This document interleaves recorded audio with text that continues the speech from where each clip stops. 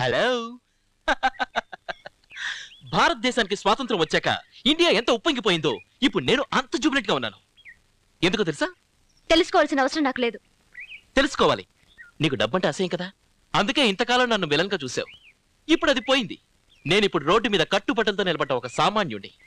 ఇప్పుడు నన్ను ప్రేమించడానికి నీకెలాంటి అభ్యంతరం లేదుగా? నా దృష్టిలో డబ్బున్నవాడి కంటే డబ్బులో పుట్టి డబ్బులో పెరిగి అది పోగొట్టుకున్నవాడే ఇంకా డేంజర్. అతని దృష్టి ఎప్పుడు పోగొట్టుకున్న డబ్బుని ఎలా సంపాదించాలి, ఏ బ్యాంక్ దోపిడీ చేయాలి, ఎవరిని మర్డర్ చేయాలి, ఏ తప్పుడు దారిన వెళ్లాలని పరవశంతో ఆలోచిస్తూ ఉంటాడు. డబ్బు పోగొట్టుకున్నవాడు ఆకలితో ఉన్న పులి లాంటివాడు. డబ్బుంటే అలా, డబ్బు లేదంటే ఇలా.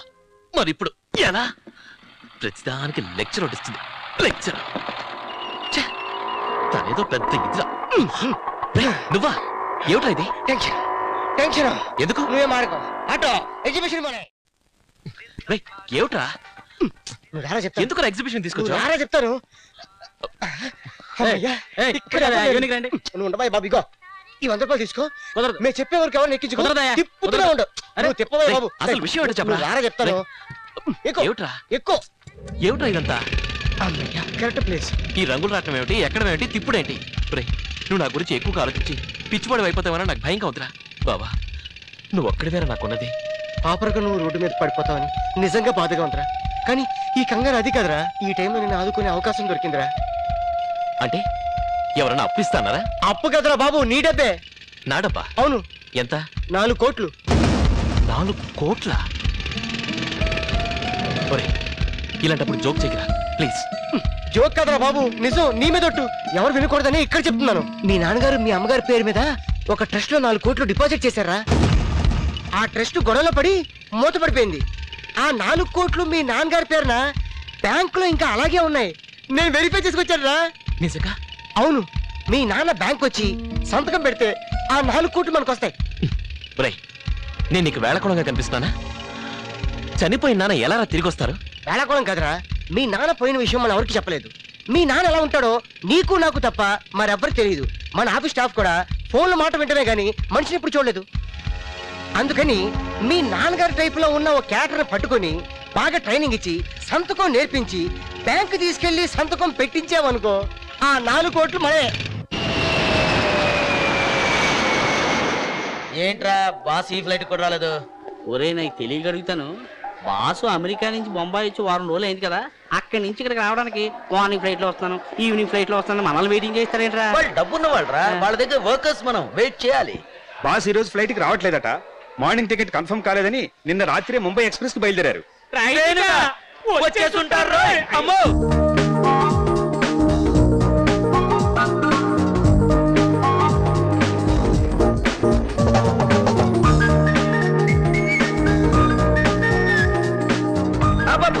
త్వరగా రారా. నమస్తే సార్. Luggage sir. ఏంటి సార్ మీరు లగేజ్ మోసుకొస్తున్నారు? ఏం లేదు, వాళ్లతో చిన్న మాట వచ్చింది. వాళ్ళు కాస్త కూలీ ఎక్కువ అడిగారు. నేను గిట్టదన్నాను. మేము లేకుండా మీరు సామాన్లు మోయగలరా, మేము సామాన్లు మోయకుండా మీరు ప్లాట్ఫామ్ దాటగలరా అన్నారు. పంతం వచ్చింది, మోసుకొచ్చారు. చూడండి, నా సామాన్లు నేను మోసుకోవడంలో నాకు సిగ్గు లేదు, కష్టం లేదు. కడుపుకు చాలకపోతే మనిషిగా కాస్త ఎక్కువమని అడగండి. అంతేగాని మీరు కారులో తిరిగేవాళ్ళు, బంగ్లాలో ఉండేవాళ్ళు, సూటు బూటు వేసుకునేవాళ్ళు, మీకు కష్టానికి విలువ తెలుసా, చెమటకి అర్థం తెలుసా, తాజ్మహల్ కట్టింది ఎవరు, దానికి రాళ్లు పోసింది ఎవరు అని యజమానిని పనివాణ్ణి దూరం చేసే స్లోగన్స్ మాత్రమే ఒక్కటి. మనందరిలోనూ ఒకే రక్తం ఉన్నట్లే మనందరికీ ఒకే మేడే కూడా ఉంది. అర్థం చేసుకోండి. ఏమనుకోకండి, మా ఎదవలు తప్పుడో కూడా. పర్వాలేదు, మిమ్మల్ని తక్కువ చేయడానికి నేను అలా చేయలేదు. పనిచేసే వాళ్ళంటే జాలిపడేట్టు ఉండాలి కానీ అసహించుకోకూడదు. ఇదిగో 300 రూపాయలు, అందరూ తీసుకోండి.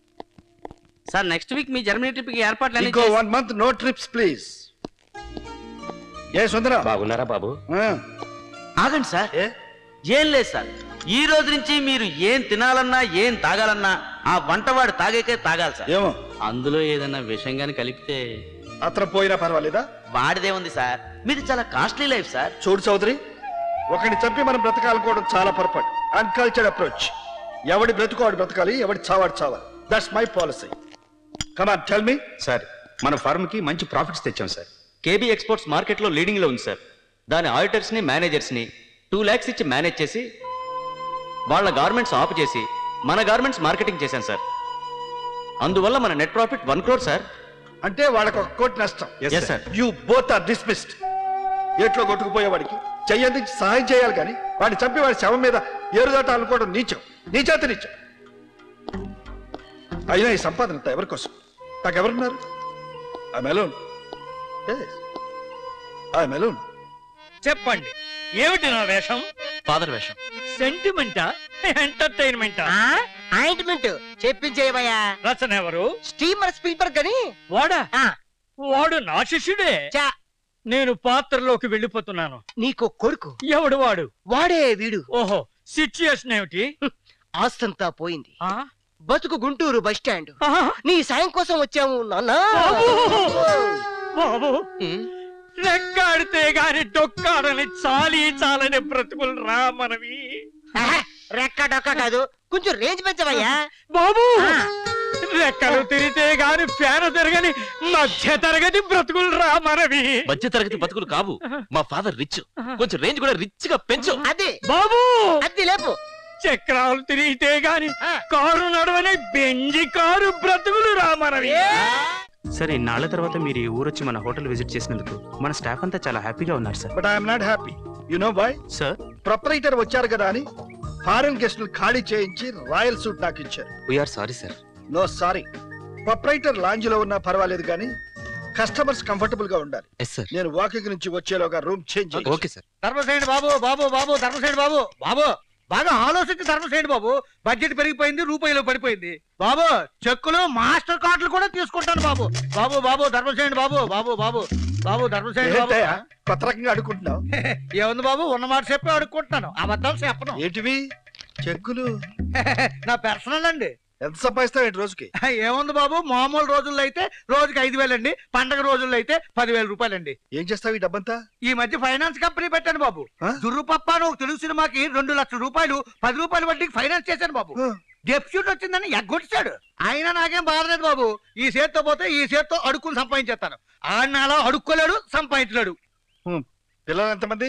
2 బాబు. ఏం చేస్తున్నారు? అమ్మాయి ఢిల్లీలో కంప్యూటర్స్ చదువుతుందండి, అబ్బాయి ఏమో ట్యాంక్ బండ్ దగ్గర డాక్టర్ అండి బాబు. మరి అబ్బాయి డాక్టర్ అయితే అందుకనే బాబు నేనే ఆడి తండ్రి నన్ను ఎక్కడ చెప్పొద్దన్నాను బాబు. ఏ? ముష్టోడి కొడుకు డాక్టర్ అని తెలిస్తే పేషెంట్లు రారు బాబు, వ్యాపారం పడిపోద్ది. చాలా తమాషాగా చెబుతున్నావయ్యా. ఇలాంటి క్యారెక్టర్స్ నేను ఛాలెంజ్ గా తీసుకుంటాను. జాంకాయలు జాంకాయలు ఎలా ఇస్తావు? చేతులతో ఇస్తామండి. జాంకాయ ఎంత? రూపాయి అండి, ఉప్పు కాదు ఫ్రీ అండి. ఓహో, రోజుకి ఎన్ని అమ్ముతావు? రోజుకో 5 అమ్ముతానండి. ఇవన్నీ ఎన్ని రోజుల్లో అమ్ముతావు? 10 రోజులు అమ్ముతానండి. అంత కష్టమా? ఎండలో అరుచుకుంటూ జాంకాయలు అమ్మటం అంటే ఏసీ కారులో దిగిన సులువు కాదండి. అంటే ఏసీ కారులో తిరిగే వాళ్ళందరూ సోమరిపోతులు అనుకుంటున్నావా? సోమరిపోతులు అందరిలోనూ ఉంటారు. సరే, నువ్వు 10 రోజుల్లో అమ్మే జాంకాయలు నేను 1 రోజులో అమ్మి చూపిస్తాను. మీరు అమ్మలేరండి. నేను అమ్ముతాను. మీ వల్ల కాదండి. అమ్ముతారా? మీరు అమ్మలేరండి. ఈ జామకాయలు బండి ఎంతకిస్తావో చెప్పు. 300 అండి. 300 కయా? ఉన్న పడంగా వ్యాపారం అమ్మేస్తున్నాం కదండి, వేరే దారికి. సరే చూడు, 1 రోజులో ఈ జాంకాయలని అమ్మేస్తాను. 100 రోజులు అమ్మండి. మరీ మాట్లాడావంటే 1 గంటలో అమ్మేస్తాను. అమ్మండి. జాంకాయలు జాంకాయలు జాంకాయలు జాంకాయలు. ఏమిటైనావుతావు? లేకపోతే ఏంటండి, టిక్కు టక్కు వేసుకుని జాంకాయలు జాంకాయలు అంటే ఎవరు కొంటారండి? టీవీ షూటింగ్ అనుకుంటారు కానీ వ్యాపారం అనుకోరు. అవును, నీ బట్టలు ఎంతకు అమ్ముతావు? జాంకాయలు కొంటే ఉప్పు కారం ఫ్రీగా ఇస్తున్నాం కదండి, బండి కొంటే బట్టలు ఫ్రీ అండి. జాంకాయలు జాంకాయలు జాంకాయలు జాంకాయలు జాంకాయలు జాంకాయలు. జాంకాయ ఎంత? ఎంత కొంటారు బాబా? ఎంతో రేటు చెప్పవా? ఎంత కొంటారో చెప్పండి. నువ్వు అమ్మే రకమేనా? మీరు కొనే రకమేనా? ఏంటంటే వెళ్ళిపోతున్నావు జాంకాయ పట్టుకుని. కొసరా కొనకుండా కొసరా ఏంటి? జాంకాయలు జాంకాయలు. అరే బావా, నీ ఫాదర్ క్యారెక్టర్ కరెక్ట్ గా ఉంటాడు రా. ఇదిగో జాంకాయలు డజన్ ఎంత? డజన్ అంటే 6కి డబ్బులు. ఏందా ఇంత రేటు చెప్తున్నావు? ఏంటే జాంకాయ ఇసుకుంటావు? ఏంటి మీదకి వస్తున్నావు? పెద్ద బంగారం అమ్ముతున్నాడు. కత్తి ఇస్తున్నావు అంటే అమీర్పేట సెంటర్ రా. అక్కడ చూస్తున్నారా? ఏంటి కత్తితో భయపడతా అనుకుంటావా? వస్తావు కదా. ఈ జాంకాయ వ్యాపారం కూడా పెద్ద రిస్క్, టెన్షన్. కాస్ట్యూమ్స్ కొంచెం చీప్ గా ఉన్నా ఆర్టిస్ట్ మాత్రం చాలా రిచ్ గా ఉన్నాడు. దేవదాస్ నుంచి కాళిదాసు వరకు, దసరా బుల్లెట్ నుంచి కాలేజీ బుల్లెట్ వరకు అందరూ ఇతరులోనే కనపడుతున్నారు. జాంకాయలు జాంకాయలు. నమస్తే గురుగారు. మీరు మన శిష్యులు కదే? కాదు, మంది ఏ ఊరేటండి? మందా? నాది అంబాజీపేట, పేరు అప్పలస్వామి. అప్పలస్వామి గారు, మీరండి. మీరు రండి. మీరు రండి చెప్తాను. మీరు మాకు పెద్ద హెల్ప్ చేయాలండి. జామకాయలు చావకి ఇవ్వాలా? అది కాదండి, మీరు జస్ట్ మా ఇంటికి వచ్చి జామకాయలు కోసి పెట్టాలా? అబ్బా నీకు జామకాయలు తప్ప వేరే ప్రపంచం తెలియదేట బాబు. అంతే కదయ్యా, ఎవడు పిచ్చాడికి ఆనందం. ఏమైందండి? మేము కూర్చుతాం. అరే, మేము కూర్చుతాం. నీకు ఎప్పుడైనా కోటీశ్వరుడై కారులో తిరుగుతున్నట్టు కలొచ్చిందా? వస్తే మేము ఆ కళని నిజం చేస్తాం. మనకంటలేదు. గురుగారు నువ్వు శిష్యుడు కదా.